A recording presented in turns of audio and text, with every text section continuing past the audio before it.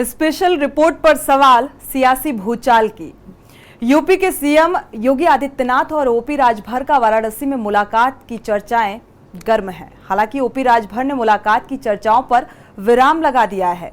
OP Rajbhar ने UP के CM Yogi Adityanath से किसी भी प्रकार की कोई मुलाकात या वार्ता नहीं होने की बात कही है, जबकि वाराणसी से खबर आई कि दोनों नेताओं की मुलाकात सर्किट हाउस में हुई और करीब 2 घंटे तक वार्ता चली। फिलहाल राजभर ने जाति जनगणना को लेकर सभी विपक्ष के नेताओं के एक साथ आने को कहा है, लेकिन इसे उनकी सियासी चाल माना जा रहा है। देखिए ये रिपोर्ट। राजभर की सीएम योगी से मुलाकात पर सफाई। सीएम योगी से मुलाकात पर बोले ओपी राजभर। सीएम से मुलाकात को राजभर ने किया खारिज। राजभर ने कहा सीएम योगी से नहीं हुई मुलाकात।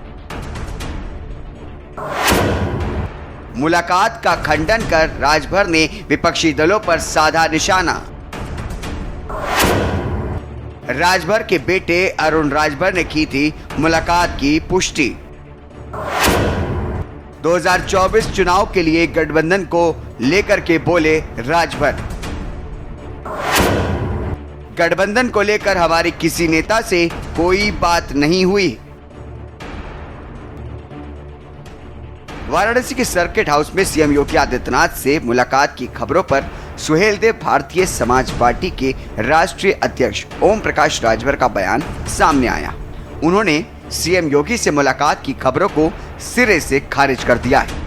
सर्किट हाउस में गुरुवार रात सीएम योगी को अपने बेटे की शादी के लड्डू खिलाने के मामले पर ओपी राजभर ने कहा कि शादी के लड्डू सीएम योगी आदित्यनाथ को नहीं खिलाए गए हैं। जब फिर से आएंगे तो बताएंगे कि क्या बातें हुई।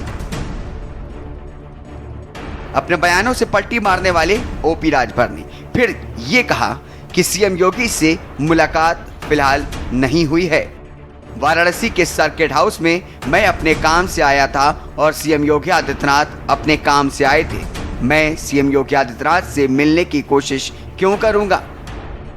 देखिए, जो आप लोग बता रहे हैं इसमें एक पैसे की भी सच्चाई नहीं है। हमारी उनकी मुलाकात ही नहीं हुई तो फिर आधे घंटे या 10 मिनट की बात का कहा जाए। अरुण राजभर ने कंफर्म किया कि 25 मिनट मुलाकात हुई है। 25 मिनट रात में मुलाकात हुई। आपकी मुस्कुराहट कुछ कह रही है। गुपचुप का मुलाकात क्या निकला ये तो बता दीजिए। औपचारिक चर्चा थी, क्या निकला? हमारी उनकी कोई मुलाकात नहीं है, कोई बात।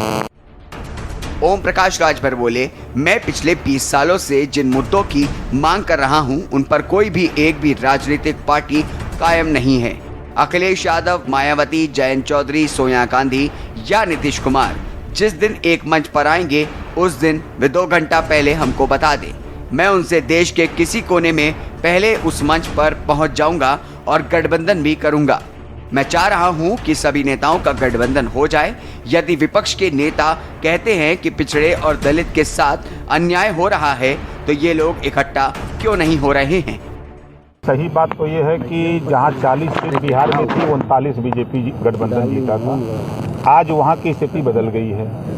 जो 2019 की स्थितियां थी, चाहे वो कर्नाटक को देखिए, चाहे राजस्थान देखिए, चाहे महाराष्ट्र देखिए, पूरे देश में नुकसान हो रहा है। इसको नकारा नहीं जा सकता है। नुकसान हो रहा है, उसकी भरपाई करने के लिए बीजेपी पूरी एड़ी चोटी लगाई है।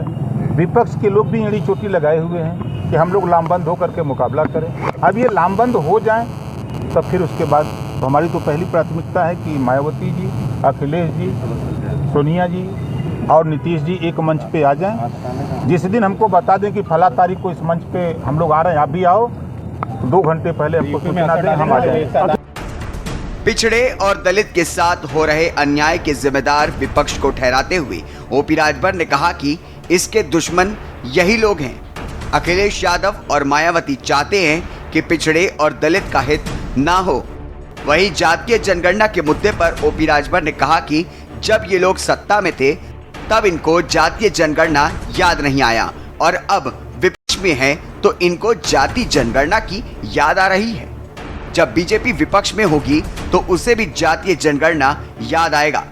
आगामी लोकसभा चुनाव में किसी राजनीतिक दल से बात होने पर ओम प्रकाश राजभर ने कहा कि मेरी किसी से कोई बात नहीं चल रही है। बेरोजगारी, महंगाई और तमाम मुद्दों पर विपक्ष के द्वारा लगातार सवाल खड़े किए जाने पर ओपी राजभर ने कहा कि जब देश में कुछ गलत होता है तो सारे विपक्ष के नेता इकट्ठा होकर के सत्ता पक्ष से बात क्यों नहीं करते कि ये गलत काम हो रहा है। सभी लोग एक साथ बैठकर जो गलत हो रहा है उसका निस्तारण तो करते।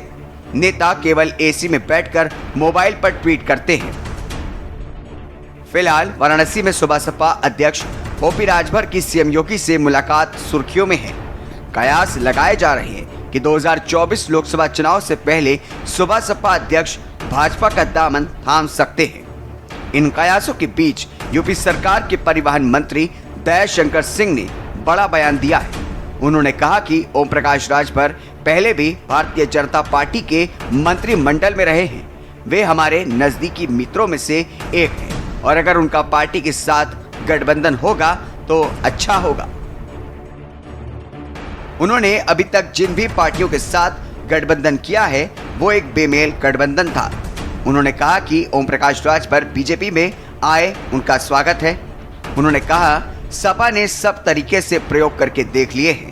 मोदी की लहर को विपक्ष नहीं रोक पाएगा। मोदी के सुनामी में पूरा विपक्ष बह जाएगा और 2024 लोकसभा चुनाव में यूपी की सभी 80 सीटों पर कमल फिर से खिलेगा। राजभर सीएम की मुलाकात पर कैबिनेट मंत्री संजय निषाद बोले, सीएम पूरे प्रदेश के हैं, कोई भी मिल सकता है। राजभर अगर एनडीए में शामिल होते हैं तो स्वागत है।